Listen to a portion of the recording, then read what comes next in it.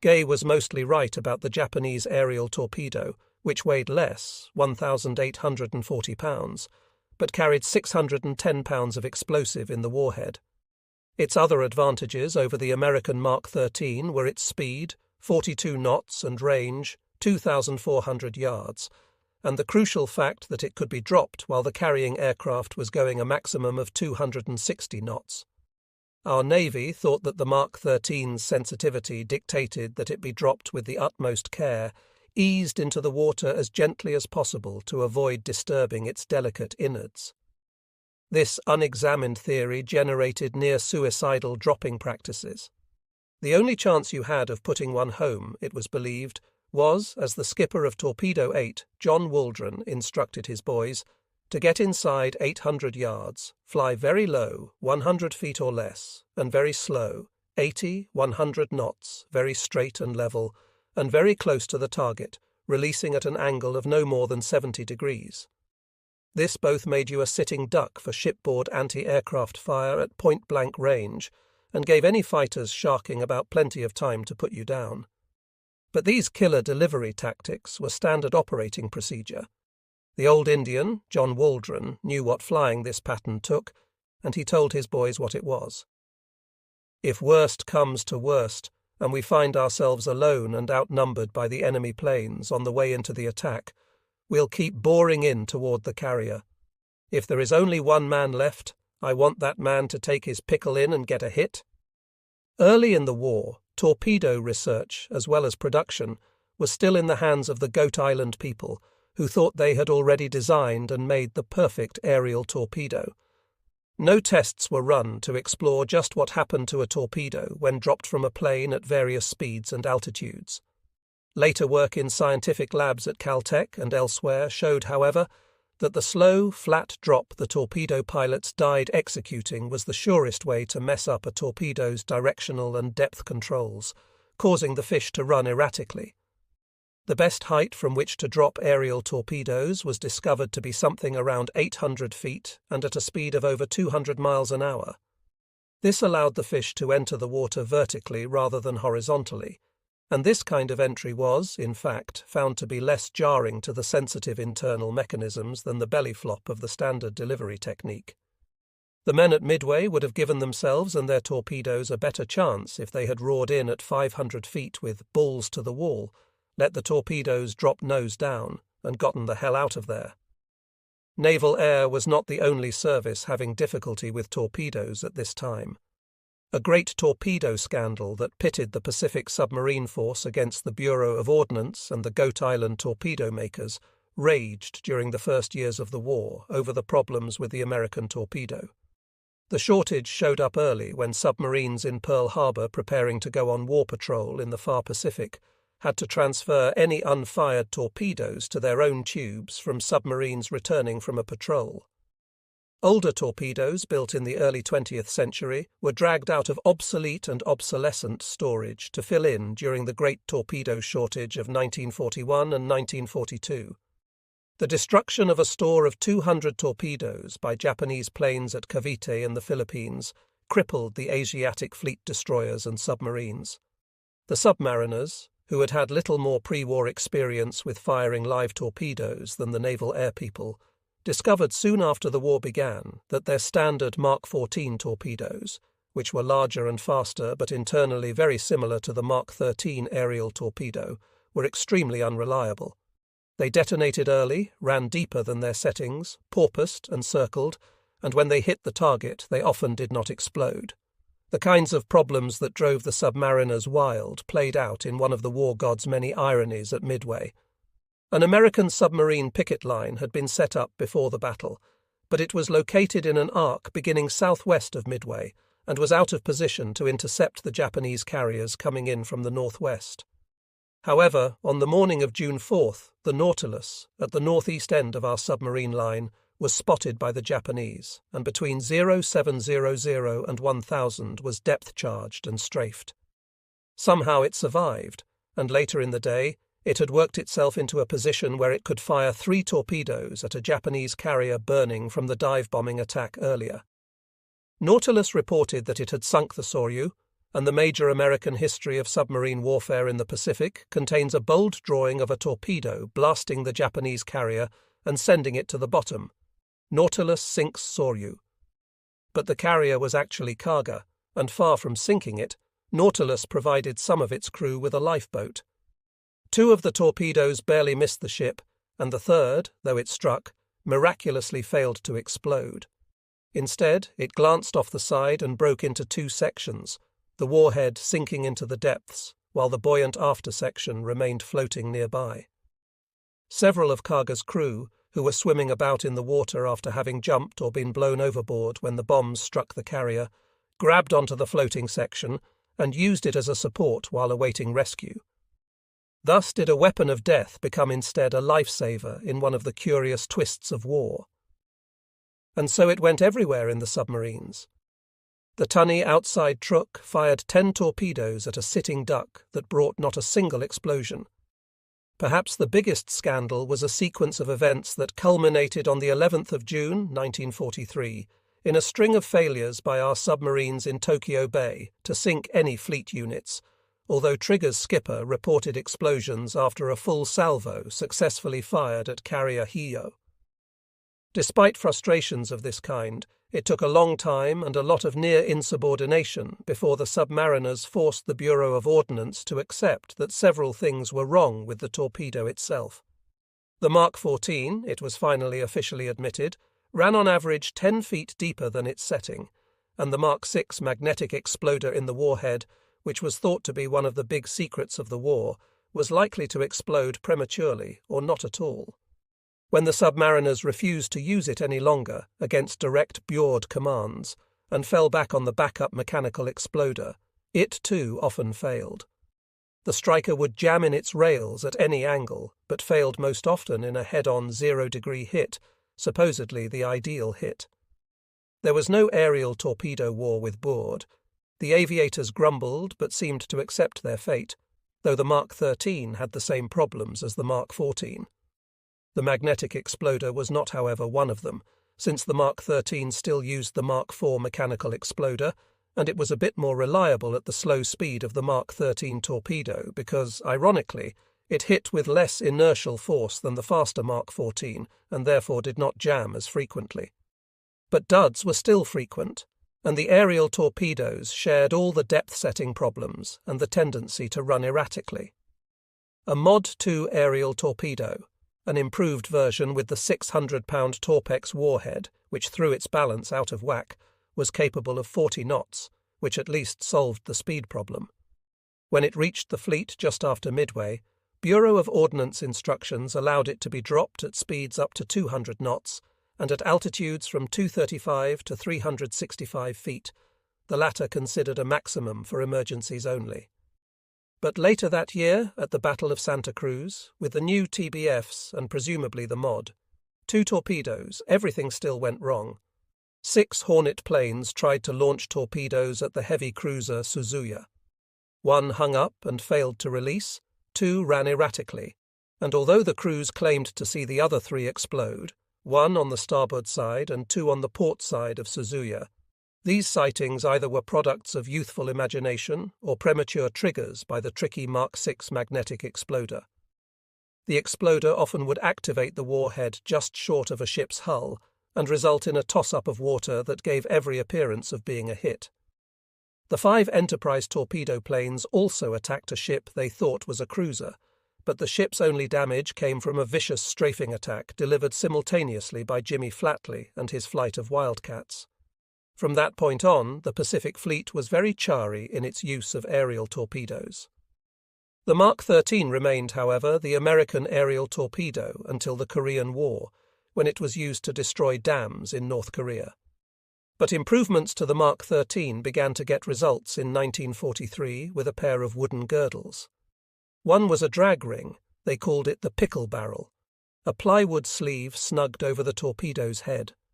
It slowed the air flight speed by nearly 40%, reduced in-air oscillations, and even acted as a shock absorber when the torpedo struck the water and broke off.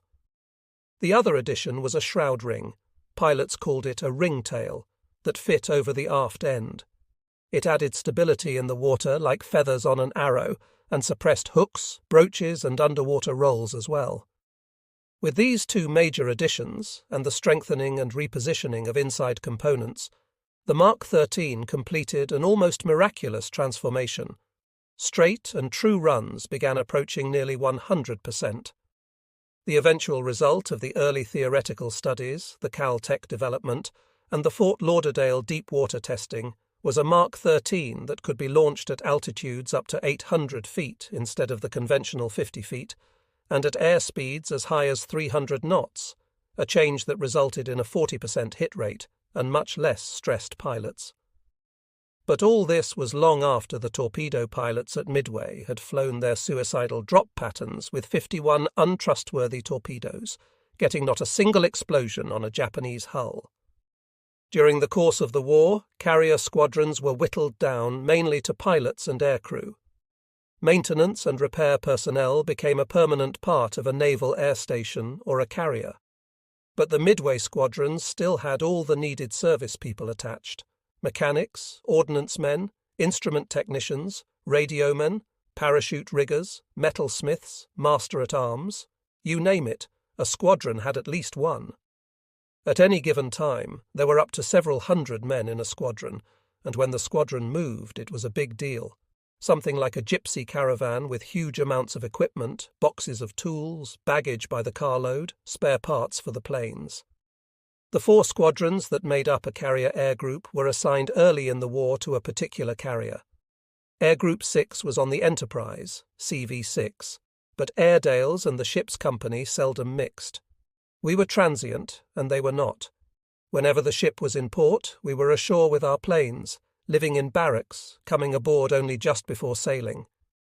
The full-service squadron was a cumbersome but a clubby arrangement. On board ship, the enlisted men filled up a big compartment with bunks 4 high in the after part of the ship, where dirty grey salt water sloshed across the deck of the head as the ship rolled back and forth, and small aluminum lockers lined the bulkheads to hold all a sailor's possessions. Each trade had a shop where it hung out, kept its tools, brewed coffee, and shot the shit. The radiomen gunners that flew in the rear seats, a chief or first-class aviation radioman usually flew with the commanding officer, were privileged as flight personnel to hang out in the squadron office or the back of the ready room. These were the aristocrats of the squadron's enlisted men. The ordnance shack on the Enterprise was on the gallery deck just under the flight deck, next to the stack, and to reach it from below you had to go up a long ladder, the height of the hangar deck, and then down a corridor with wire cages on either side. This was very difficult at general quarters when, with alarms ringing and bugles blowing, we tried to make our way up the ladder while large numbers of other sailors, whose stations were somewhere near the golden rivet that was said to be at the bottom of the ship, tried to make their way down. The torpedo squadron ordnance gang occupied 2 cages, one on either side of the corridor, the first for storage and heavy work such as belting ammunition, the other for standard repairs. Homer Murphy, the ordnance chief, and Freddie Moyle, the first-class ordnance man, held forth near the coffee pot, keeping an eye on the rest of us. The coffee pot was old and had 3 blue hash marks for major overhauls, plus a red E for efficiency with 3 stripes. Here Murph mixed his moose milk, coffee laced with bombsight alcohol, scorning the less pure torpedo alky that had to be refined to be drinkable. Murph was an old Arkansas razorback, mildly drunk most of the time and endlessly amiable. No one ever had a more agreeable boss, though he couldn't pronounce aluminum, of which we used a lot in the usual way. "Get some of those lum-lum screws and change the bomb racks on Tear 7, was the best he could do. His standard advice when he watched us awkwardly making a difficult repair was, "If you can't fix it, get a bigger hammer." In the early days of the war, almost all enlisted men were from blue-collar, lower or lower-middle-class homes. We would have denied that we were an underclass. There wasn't such a thing in America, we thought, conveniently forgetting that Asians were allowed to serve in the Navy only as officers' cooks and mess attendants. Our teeth were terrible from depression neglect. We had not always graduated from high school, none had gone to college. Our complexions tended to acne, and we were, for the most part, foul-mouthed and drunkenly rowdy when on liberty. We certainly didn't look like heroes. With no understanding of social class, I used to wonder in the shower or the crowded compartment when everyone was dressing why so many of us were skinny, bepimpled, sallow, short, and hairy. We bragged, however, about what we would do when we got liberty in Honolulu again, about the cars we had driven and the girls we had known in civilian life. You had to wonder sometimes why any of us had joined the Navy. So good were the lives we described at home. In truth, we were a very ordinary group of young men, some new recruits, others petty officers with years of service and training behind them, all volunteers, all regular Navy, USN, many planning to learn a trade and spend 20 to 30 years in the Navy and then retire on a small pension. We talked not of politics, and flag-waving was scorned, something for officers giving us pep talks and civilians far away from combat. We were patriots only in the standard American assumption that our country was the best in the world. The officers called us by our last names, and we called them Sir. Few enlisted men knew an officer as a person, which meant that the deaths of the pilots when they came were not felt very personally. We felt them as fans feel the loss of a game by their football team. There was always a lot of tension between the enlisted men and the officers, largely based on the enlisted men's real fear of officers, who looked down on them, and the officers' reciprocal fear that their orders would not be obeyed by men they never quite trusted. Naval caste squared with social class. The pilots were not themselves from very high on the social ladder, but were mostly middle-class young men.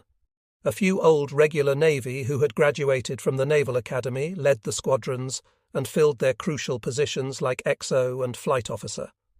Of the 14 pilots who flew at Midway in Torpedo Squadron 6, 9 were USN, an unusually high number, but most of the flyers at Midway were young ensigns and lieutenants, JG, college, not academy, graduates, who had gone through a crash program to train reserve aviators designated AVN. There were also a number of enlisted pilots, naval aviation pilots, NAPs, who held the rating of aviation pilot just as other enlisted men were torpedo men or aviation mechanics. Some of them had been promoted to warrant officers after the war began, and if young enough not to look too salty, were made ensigns and junior-grade lieutenants. It is perhaps worth noting that the enlisted or former enlisted pilots on the carriers had a very high survival rate at Midway, 4 out of the total 8 torpedo squadron survivors. One can only speculate that they had a lot of flying time and had learned to nurse their old planes and limit their gas consumption. Whatever their backgrounds, all officers, at least early in the war, had a godlike status that was spelled out in a popular novel of the time, one of those flimsy paperback war editions, Marcus Goodrich's Delilah, 1941. These books were handed out free at the ship's library. They were of an odd size that could be stowed in your hip pocket and read in odd corners of quiet by the few readers aboard ship. This one was about an old coal-burning destroyer in the Philippines before World War I, and was popular not only because it told a fine adventure story, but because it paid a lot of attention to what was really the Navy caste system, spelling it out better than any of us could have, but in a way that we accepted as totally accurate. Between the commissioned officers and the crew, the limits and barriers, like foundations that grow broader and vaster as they sink deeper into the earth, become less matters for understanding than for apprehending, and intangible though they are, their formidable cleavage makes of the group in the wardroom a different order of beings from the group in the forecastle. To the enlisted men, among whose various grades, chief petty officer, seaman, and fireman, the rigid limits and barriers are not set up. The commissioned officers loom as a kind of golden, incomprehensible cloud ever on their horizons. This existence is a removed, privileged state almost beyond aspiration and envy, a cloud to be understood only through portents, signs, visitations, and, in a measure, through long experience. It is an aureate nimbus from which the inescapable lightning plays, supervising every detail of their existence. It was up to the officers to live up to this image, and some of them made an art of it. Lieutenant Commander Eugene Lindsay, the stern young commanding officer of Torpedo 6, landed awkwardly on the way to Midway, not quite getting all the plane aboard when he cut the throttle. The big plane bounced up in the air and descended, half on the deck, half hanging over the port side, across the catwalk, before sliding into the ocean. Lindsay should not have been flying. He had concealed eye trouble. But he was determined not to miss the great battle. So he was hauled back on board and taped from the navel to the armpits for a badly wrenched back, his face so badly bruised that he could not bear to put his goggles down. Yet, when it was suggested that he stay in sick bay on the day of the attack, he replied, "This is what I have been trained to do," and led his squadron into the greatest sea battle of the century, where he and most of his men died. Appearance was a big part of caste distinction. Aboard Delilah, the destroyer's sailors were always black with coal dust from shoveling fuel into the boiler and greasy from rusting machinery. There was no coal on board the Enterprise, but the men were always wet with sweat and frequently dirty from the hard work most of us regularly performed. Cosmoline, used to fight rust, seemed designed to smear a pair of clean dungarees with stains nearly impossible to remove. Gone were the crisp, bright white shorts and T-shirts of peacetime. Even white socks and white hats were forbidden, lest they twinkle in the distance and betray the presence of the ship to a snooper. Everything we wore was dyed a sickly blue that faded to something even worse without a name in the colour chart. Laundry was done in a huge bag for an entire division at the same time, and when it came back, unironed of course, and was dumped in a big pile on the deck in the division's compartment, we would sort through looking for the blue dungarees and work shirts stencilled with our names across the back in black ink. Anything fresh we put on was soon soaked with sweat anyway, so wrinkles didn't matter. Officers seldom dressed in their white or blue uniforms at sea, at least in the tropics. Khaki was the uniform of the day, but the laundry managed to make officers look starched and clean compared to the crew. A sartorial ensign from the pages of Delilah would have caused no surprise if he had come down the long ladder from the flight deck of the Enterprise, past the torpedo shop and around the dark hole of the midships elevator. He had managed, as always, to change into an immaculate uniform, tinted a delicate coffee brown. Brass buttons were highly polished, and the gold shoulder straps glistened. His shoes were shined, and his cap sat on his carefully combed hair at a precise and interesting angle. Commissioned pilots were, like the cast favoured in the war movies of the time, a street-smart kid from Brooklyn, a slow-talking farmer from Kansas, a rich and pampered boy from Princeton, a mixture of America at the end of a long depression. We hooted at these Hollywood clichés when there was a movie in port on the hangar deck, but the squadron officers fitted the pattern. Moose Moore was an academy graduate, quiet and easygoing, speaking only in a shy way. Kelly was a champion lacrosse player from Maryland. Evans was a Harvard law student from Indianapolis who was known as Squire because of the tweed jackets and grey flannels in his locker. Another pilot, Whitey Moore, looked like Dagwood, the comic strip character, and was a frenetic jitterbugger who could fall asleep on a picket fence. He was also the pet of his squadron, and his commanding officer was particularly concerned for him, getting quite annoyed when other pilots painted a moustache on him while he was sleeping. Plywood Teets from Oregon would not allow his name to be pronounced Tits, and considered every order as interference in his personal life. He got his moniker from an impromptu lecture he gave on making plywood, a business he had been in before the war. Abby Abercrombie hailed from Kansas City, and was a pessimist who presciently called Torpedo 8 the coffin squadron, believing that torpedo planes were a catastrophe waiting to happen. He always wanted to know how far something was from Kansas City. Threatening to request a transfer always, he never did, and one can imagine his thoughts as he rode his old TBD into the ocean at Midway.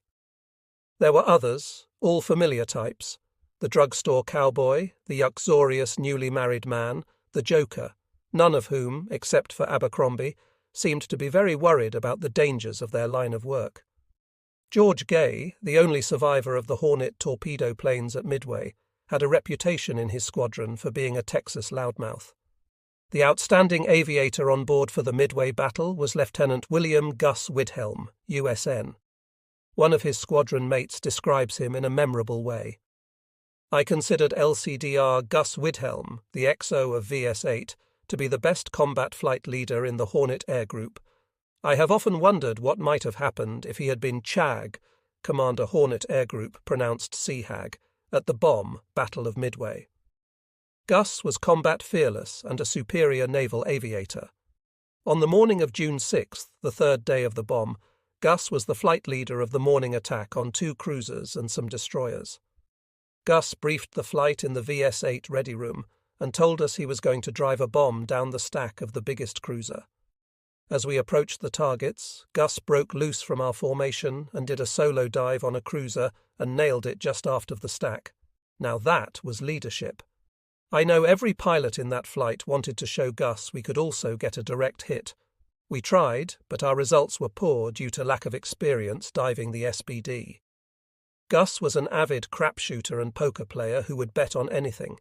He won a bet on a golf course that he could hit a ball farther with his putter than his golfing buddies. He won. Gus was once asked by some reporters if he ever got scared flying combat. Gus told them that he bragged so much he had to live up to his words. He was killed in Texas about 20 years after the war, showing off by attempting to do a low-altitude slow roll.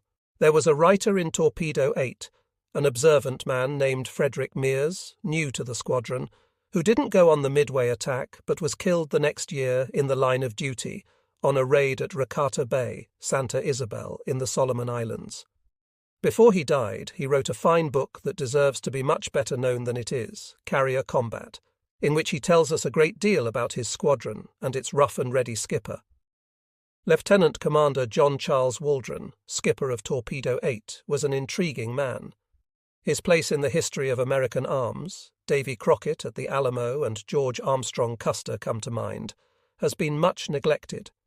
From a more populist background than was usual for a naval officer in the 1920s, he was born in Fort Pierre, South Dakota, on August 21, 1900. The youngest child of 5 in a Catholic family with Oglala Sioux blood, genes nowadays. On the mother's side, he moved with them at an early age to the small village of Lashburn, Saskatchewan, where the family grew vegetables, which the boys sold to the Indians in the winter, touring about on a sled. He apparently got tired of eating dried fish while staying with Indian hosts, for his daughter recalls, "I remember my father never wanted any seafood of any kind."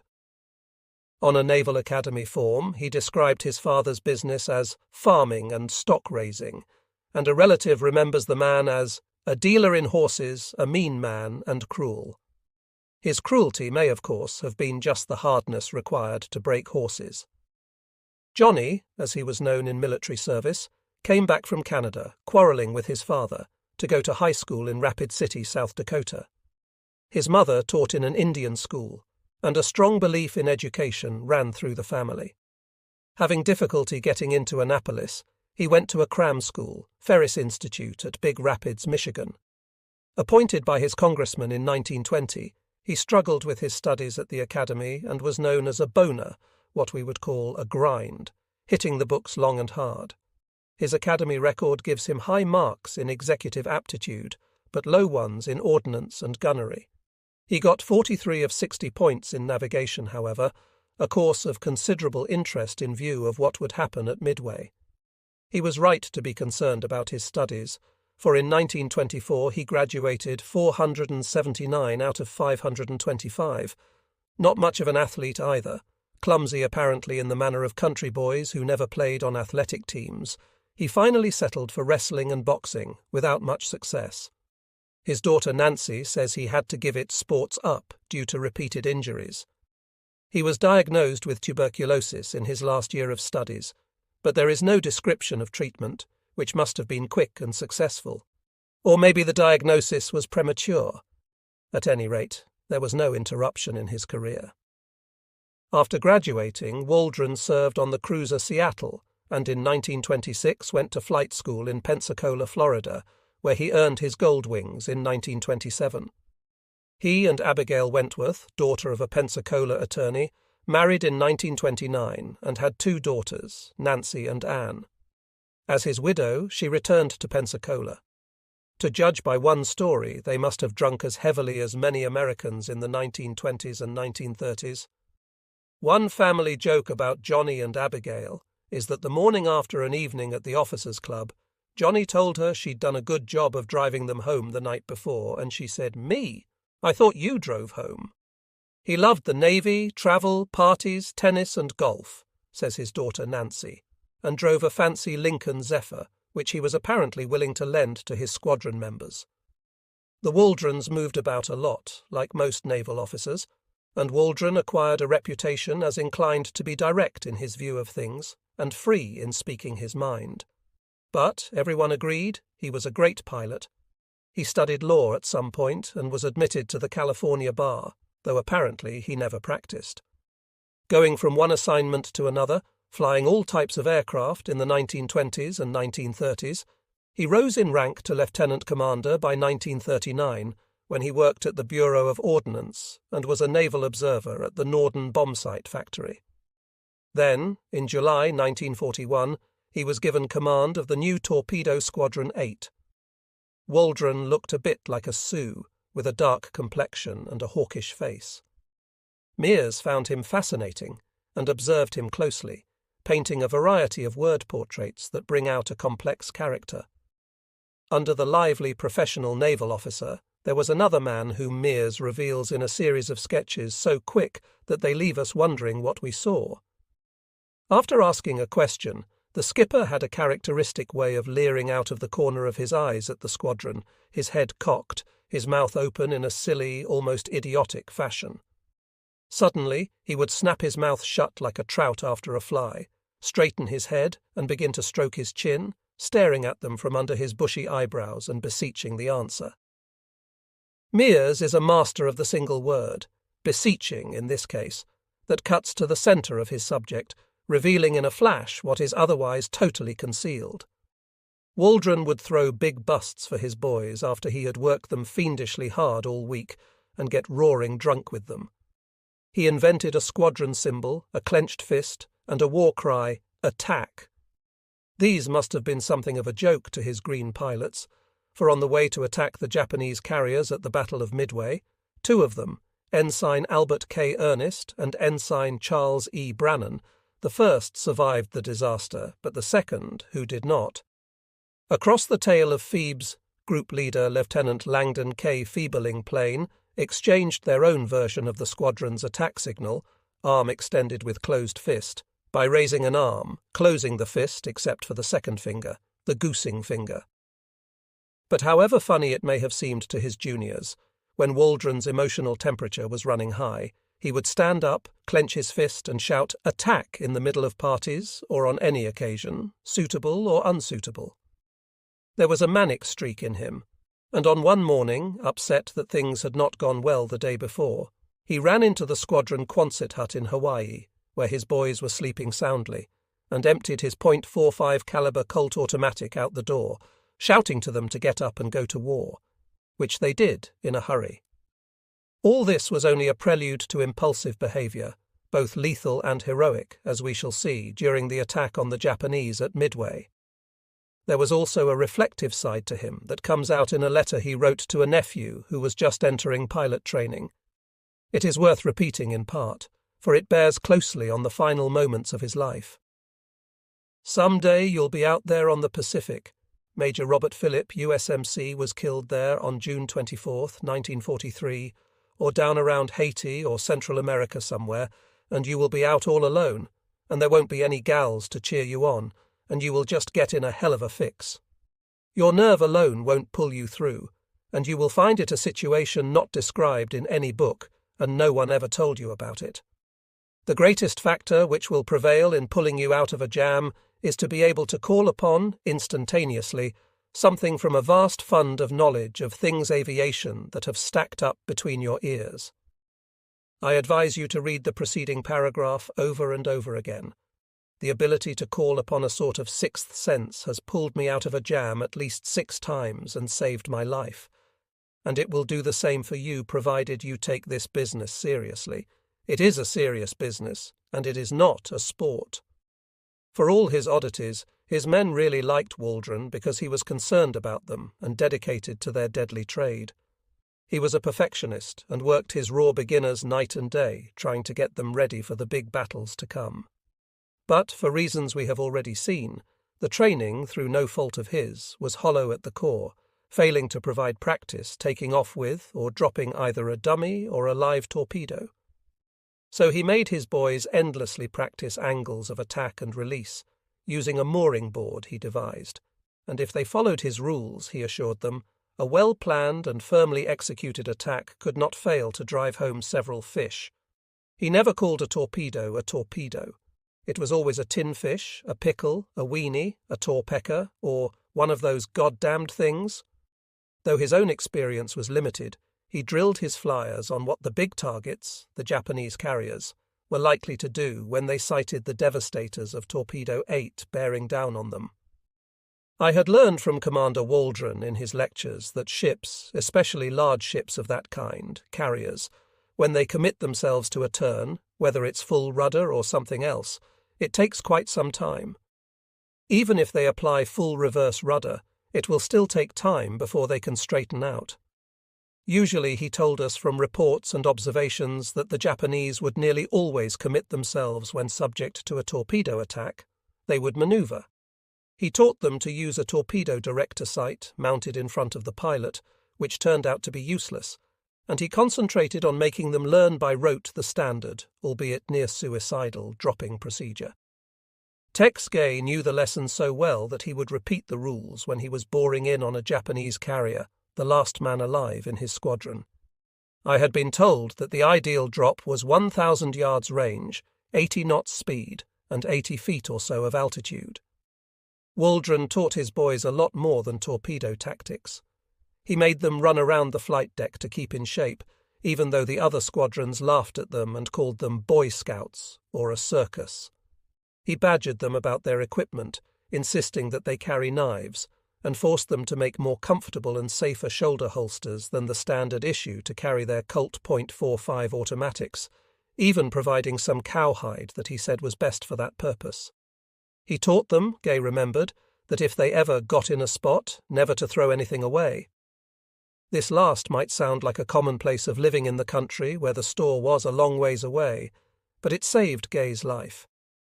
When a cushion floated out of his crashed plane at Midway, he remembered what Waldron had said, saved it, and used it to hide under during a long day. Waldron also forced his boys to at least observe things that officer pilots usually knew nothing about: engine changes, loading bombs, the workings of their plane's hydraulic system. Despite constant instructions about various matters, the men of Torpedo 8 loved and respected the strange man who was to lead them into death. Waldron commands the respect of every man in the squadron. He is lean and brown, with the keen eyes and firm mouth of the professional. He takes care of his men and is continually on the lookout for their welfare. He is well liked for his wry sense of humour. Most important of all, he has a gallant fighting spirit and knows his job thoroughly.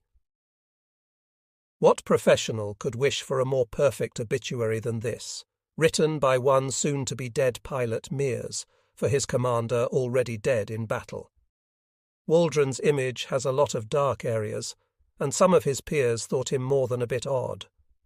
No one had more doubts about him than Commander Stanhope Cotton Ring, a naval beau ideal, commander of the Hornet Air Group at the Battle of Midway, who would have a lot to do with the fate of Torpedo 8. If Waldron was a typical shaggy aviator, somewhat uncouth with no side about him, Ring belonged to the starchy, do-it-by-the-book side of the Navy. He was what was known at the Academy as a ring knocker.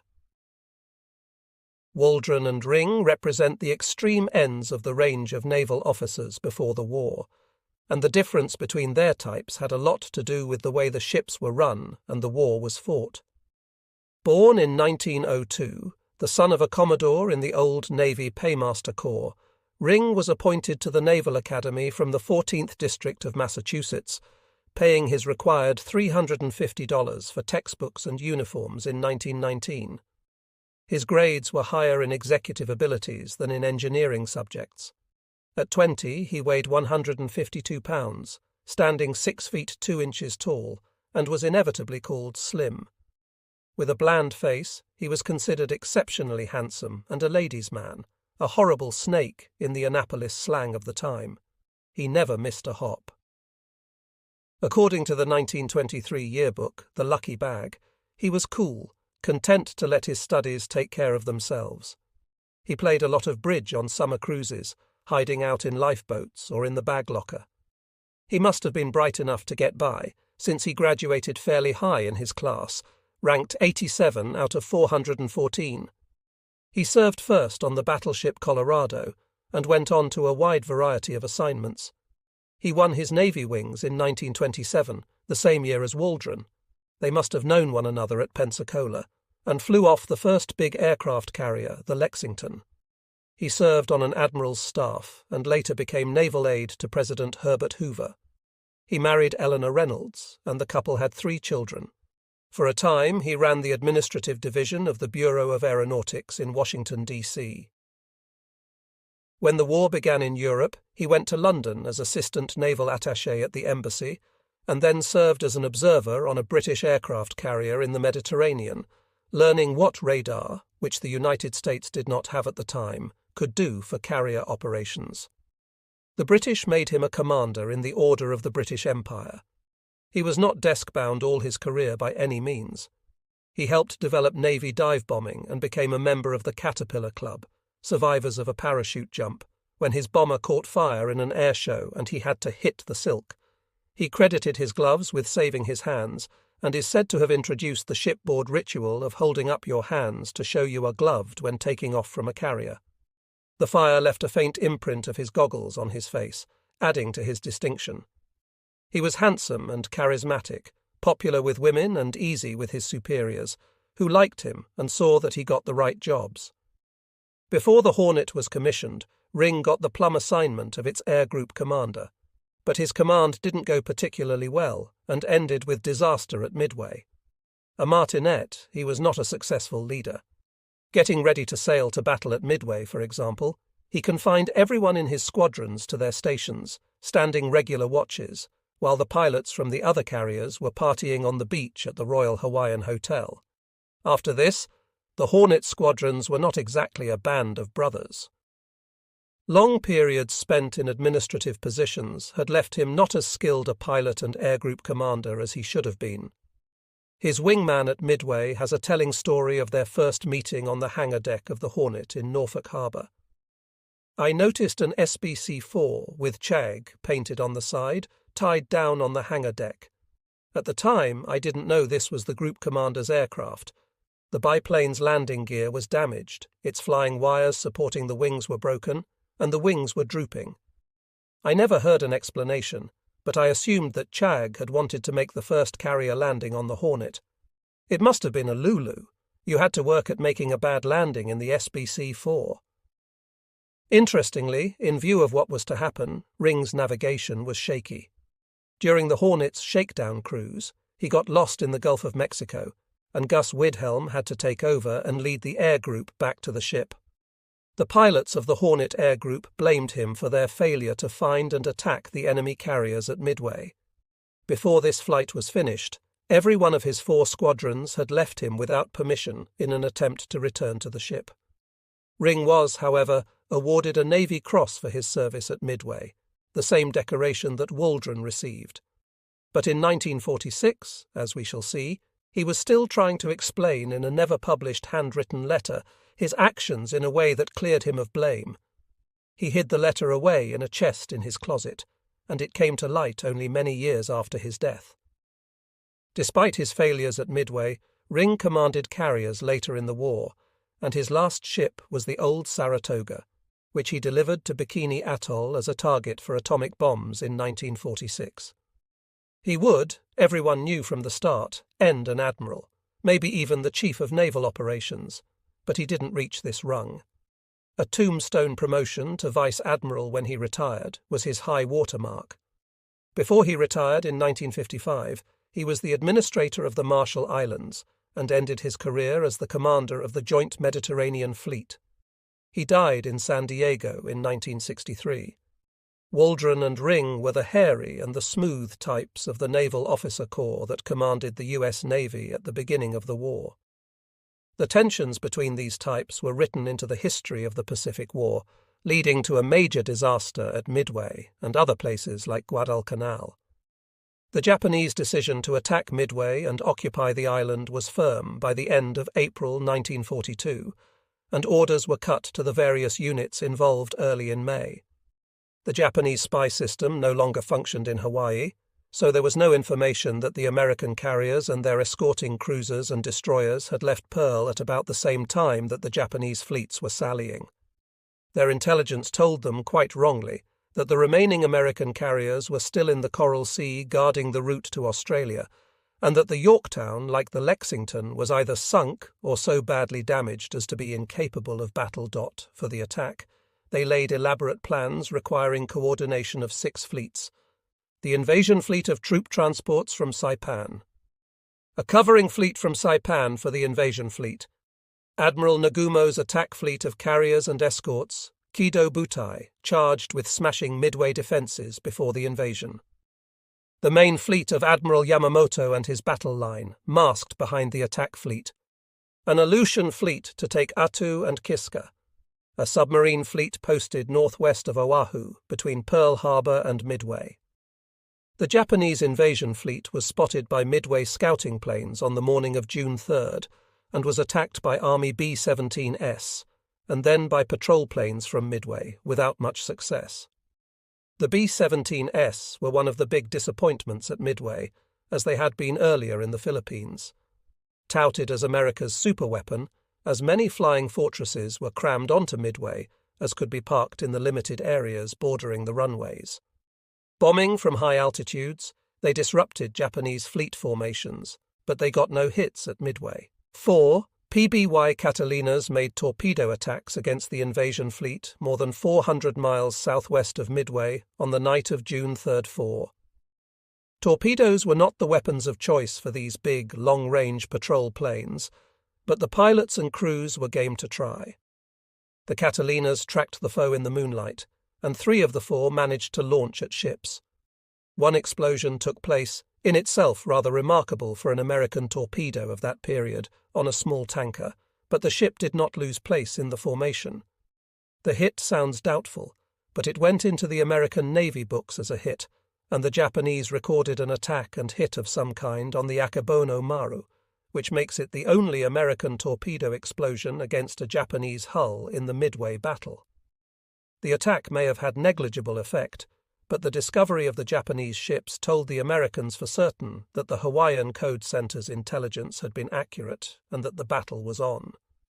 The Japanese remained untroubled by the discovery of their invasion transports by land-based planes and proceeded toward their objective, confident that there were no American carriers in the neighborhood.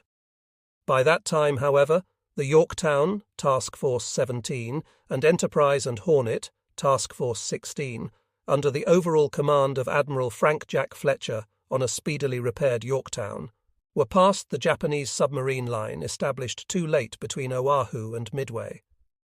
They had proceeded west and south of Point Luck, the hopeful name of their rendezvous, to about 200 miles northeast of the Japanese attack carriers and about 300 miles north-northeast of Midway. The American strategy was an ambush, lying unobserved off to the east to launch full-load strikes from all 3 carriers when Kido Butai's position was established by Catalina scouts from Midway. The plan was cool and simple, but the minds of those who had to execute it, particularly in the torpedo squadrons, where the men had some inkling of what a desperate mission they were scheduled to fly, were not. We didn't get much sleep the night of June 3rd. The stories of the battle were coming in, midnight torpedo attack by the PBYs, and all kinds of things, and we were a little bit nervous, kind of like before a football game.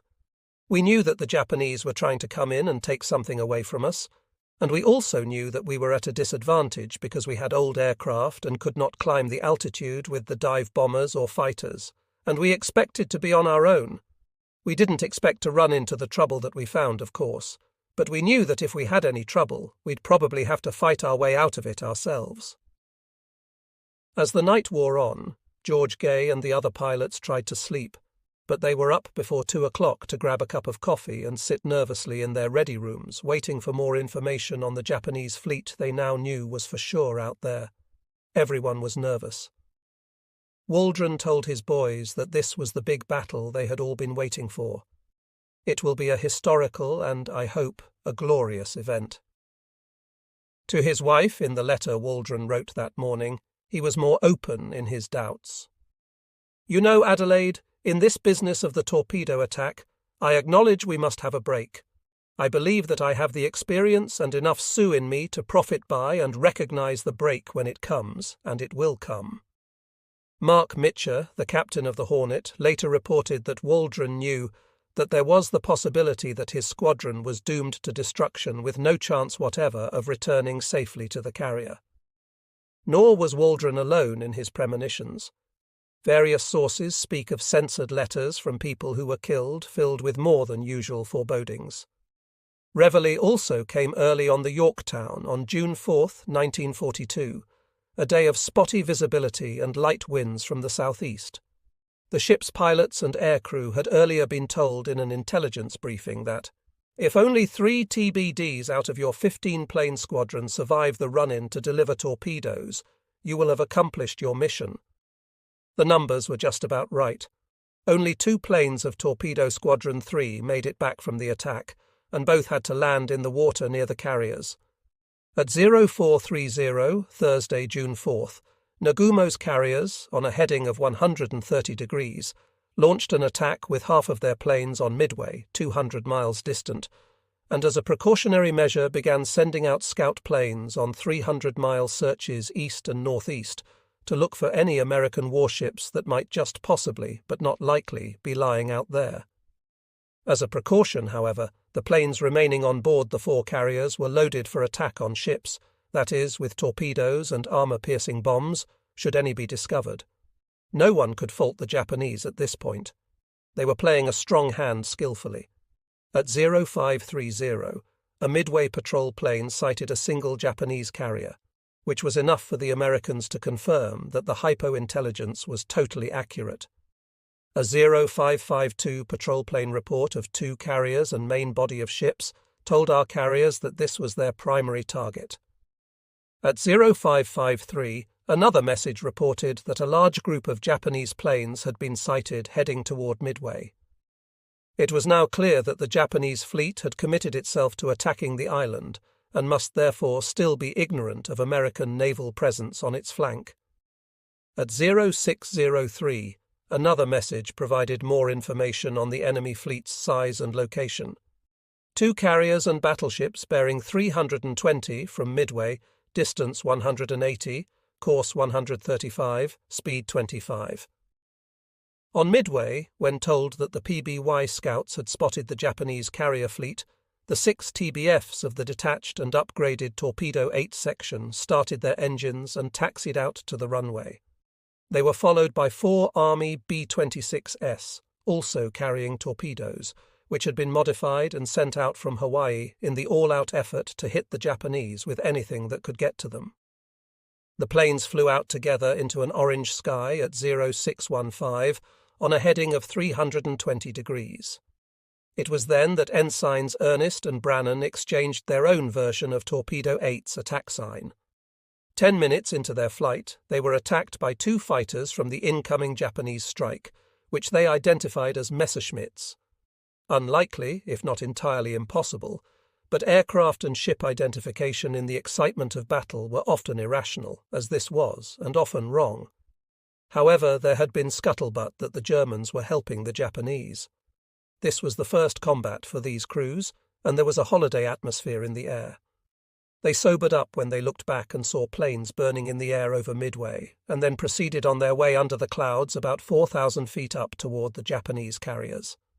At 0710, they attacked. Commander Fuchida, a senior flight leader who was recovering from an emergency appendicitis operation, managed to get up to the deck of the Akagi to watch the course of the air versus ship battle. At 0705, a bugle sounded, "Air raid," and all eyes in the flight command post turned toward the southern sky. I managed to pull myself up for a look and noticed that it had become a beautiful day. There was fairly heavy cloud cover at about 6,000 feet, but the air was clear and visibility good. A destroyer in the van section of our ring formation suddenly hoisted a flag signal. "Enemy planes in sight." Emitting a cloud of black smoke to underline the warning, she opened fire with her anti-aircraft guns. Soon we spotted 4 planes approaching from 20 degrees to port. They looked like torpedo bombers, but before they could get close enough to permit confirmation, our fighters had pounced upon them and shot down 3, causing loud cheers all around me. The last plane gave up the attack and withdrew with our Zeros in hot pursuit. A bridge-top lookout was heard from a moment later. 6 medium land-based planes approaching, 20 degrees to starboard, on the horizon. Scanning the sky to starboard, sure enough, I saw the enemy planes flying in a single column.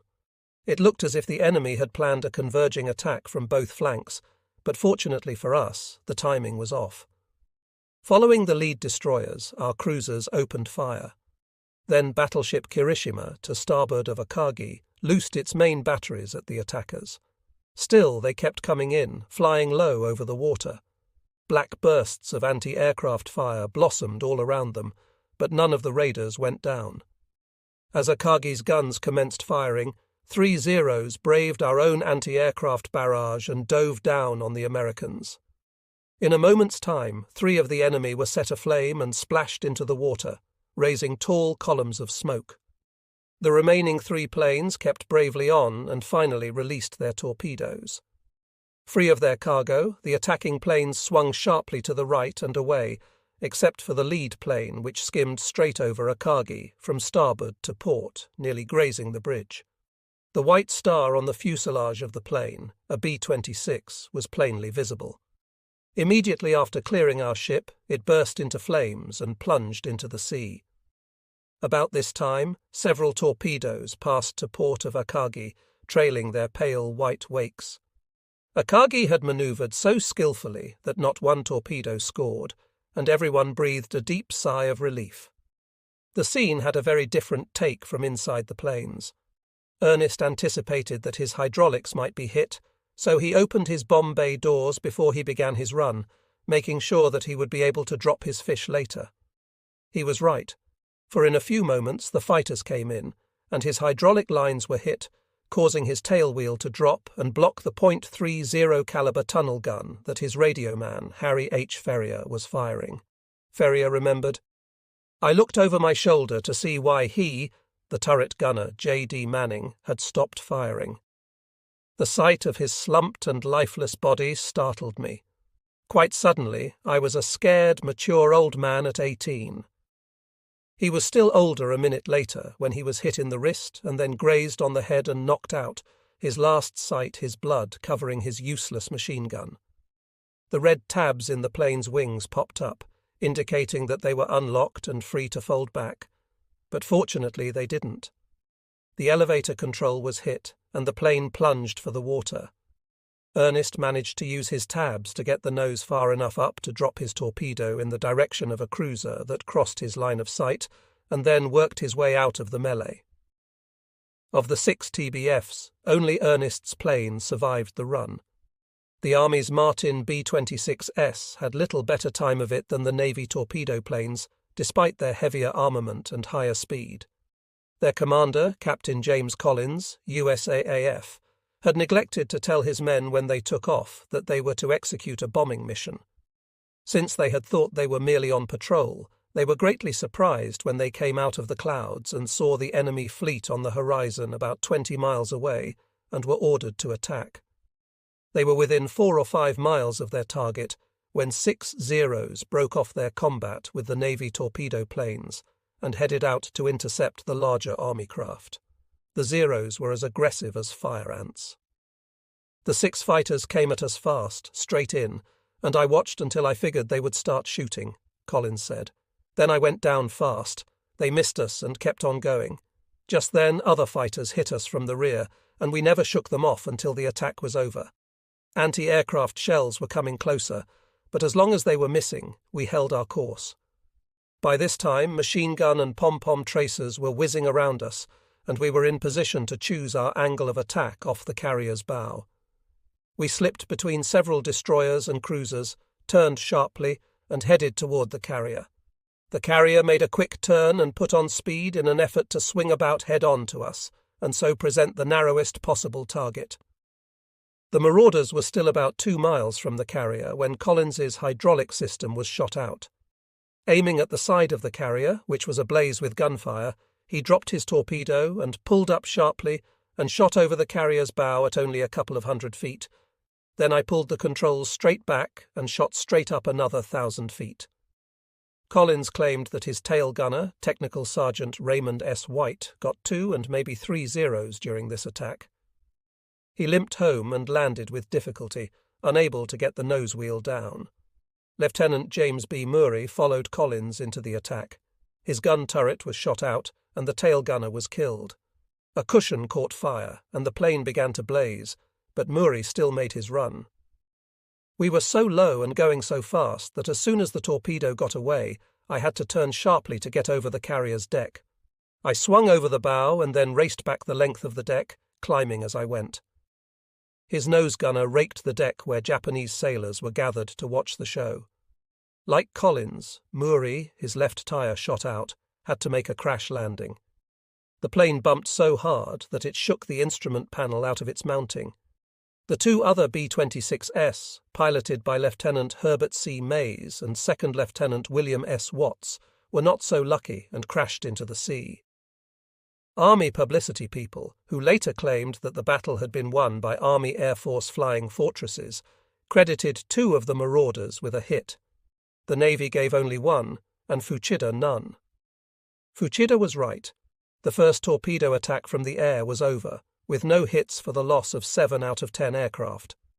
After considering the sighting reports on the Japanese carriers, Fletcher at 0607 ordered Admiral Spruance to proceed southwesterly and attack enemy carriers as soon as definitely located. I will follow as soon as planes, scouts launched early in the morning, are recovered. Because of the limited ranges of the fighters and torpedo planes discussed earlier, Spruance delayed launching his strike and sped toward the enemy, hoping to get as close as possible to give his planes a better chance of getting back to the ship after combat. By now the teletypes were clattering in the American ready rooms, and while the pilots worked on their navigation, information appeared on the screen. Enemy naval units sighted within striking distance. This is it. Base course to 240 degrees. Enemy main body is now attempting to take Midway.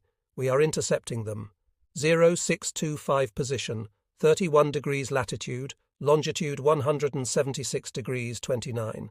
Enemy bears 239 degrees. We will begin launching planes after closing to 100 miles of the enemy. Wind southeast, 5 to 7 knots. We will have to turn away from the Japanese to launch. Pilots, man your planes. Squadron commanders to the bridge. While Enterprise and Hornet were speeding toward the enemy and the planes were warming up on the flight deck, Mitchell summoned the CHAG and the 4 squadron commanders to a hasty meeting with CDR Apollo Susek, the air officer. Waldron argued heatedly that fighters should stay with the torpedo planes, but Ring wanted them to fly high cover for the entire air group, 20,000 feet up in the air and far away from sea level, where the torpedo action would be. Waldron lost, and the controversy continued when the 2 men disagreed strongly about the course the group should take to the target. Waldron argued that when Kido Butai discovered that American ships were to the northeast, Nagumo would turn in that direction, and that they were best, therefore, to fly a few points to the north to anticipate this change in course. Ring disagreed again and told everyone they would go out on a different course. He had his way, according to Roy G., a pilot in Bombing 8 that morning, because of the good old boy attitude that Mitchell had for Ring, and the fact the squadron COs were hesitant to criticize CHAG in the presence of Mitchell. On the lower level, we junior people had little respect for CHAG, but we kept it more or less to ourselves. At about 0700, 155 miles distant from the enemy, Task Force 16 began to launch its planes, keeping those in the air overhead for a deferred departure. The Hornet began to put its planes in the air at 0702 in the usual order. Fighters first, bombers next, then torpedo planes, Waldron being the last off. Getting the group all together took time and used up a lot of gas.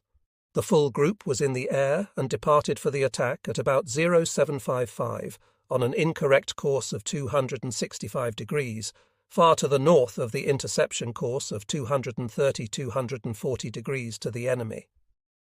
Waldron broke radio silence to argue with Ring about half an hour into the flight, and at 0816 he swung left to fly his own course and went directly to the Japanese fleet, leading to the deaths of all his squadron except for the lone survivor. At 0706, Enterprise began to launch, putting the longest-range planes in the air first.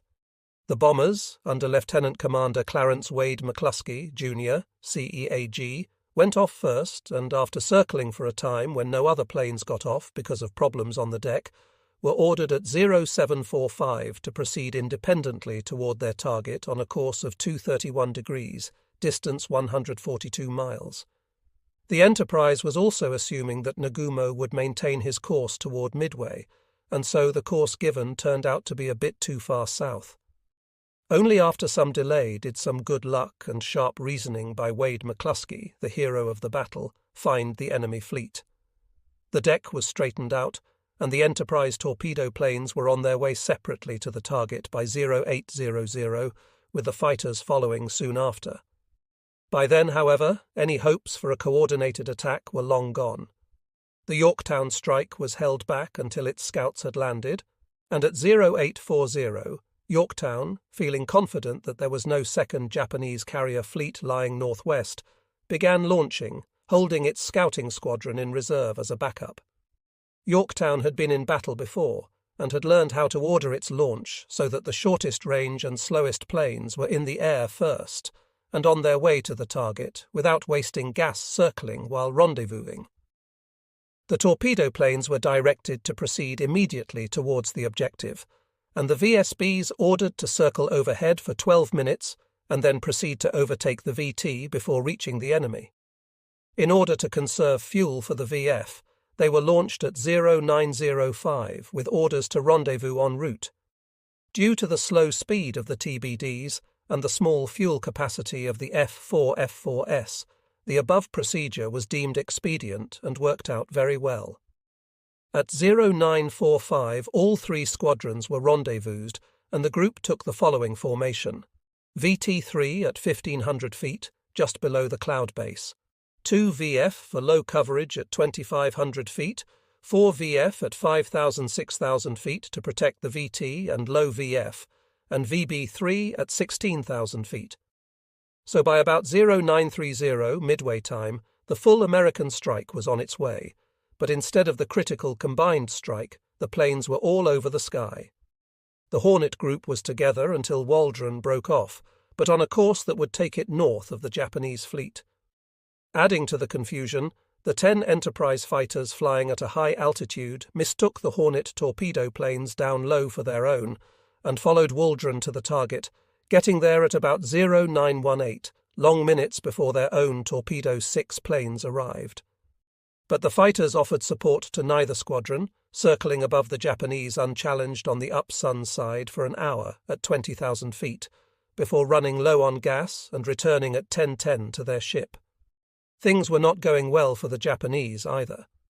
At 0705, just as the American attack from Midway was taking place, the Japanese Midway Strike Commander, Lieutenant Joichi Tomonaga, had radioed that a second attack on Midway would be needed to prepare the island for the invasion. Nagumo had a big decision to make at this point. He made it at 0715, without damage from repelling the American attack from Midway, and still ignorant of the presence of the American fleet, having heard nothing from his scouts. Torpedoes began to be taken off Kate's still aboard his carriers and bombs loaded in their place to prepare for a second attack on facilities at Midway. Contact-fused bombs were substituted for armor-piercing on the Val-Dive bombers and the Kate high-level bombers. Then, a few minutes later, at 0728, a Japanese scout reported sighting 10 American ships to the northeast, though no carriers. Not until 0820 would the scout report a carrier. But by some time around 0730, Nagumo was at last alerted to his deadly danger and turned his attention away from Midway to think of attacking the American fleet. Consultation with staff dragged on, however, until at 0745 it was finally decided to order that torpedoes be left on torpedo planes not yet reloaded to prepare to attack the American fleet. But the attack was to be delayed until the returning Midway strike landed, and the air groups from all 4 carriers could be rearmed and sent out to destroy the American fleet. This delay was fatal and cost the Japanese a chance to win the battle, though part of the American air attack was already in the air. At 0837, the Japanese commenced bringing the returning Midway strike aboard. After hearing from a scout that 10 torpedo planes, presumably a miscounted Torpedo 8, were on the way to attack him, Nagumo at 0855 ordered a turn north to attack the American fleet. It was executed by 0917, when all his Midway strike planes were back aboard. At this point, all of his hangar decks were cluttered with planes being refueled and serviced. Bombs, torpedoes, and ammunition were scattered about everywhere. It was no moment for the sighting of the 15 planes of Torpedo 8, some 20 miles distant. All that could be done was to hurry rearming, keeping the attack planes on the hangar decks, while using the flight decks to launch additional Zero fighters to deal with the incoming torpedo squadron.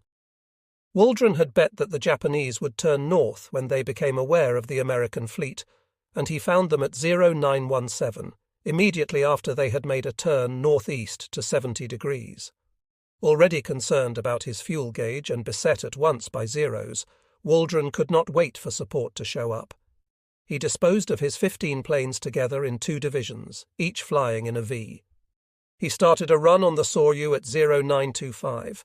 Leroy Quillen, a gunner in Bombing 8 who had heard Waldron on the radio many times and recognized his voice, heard him on the air.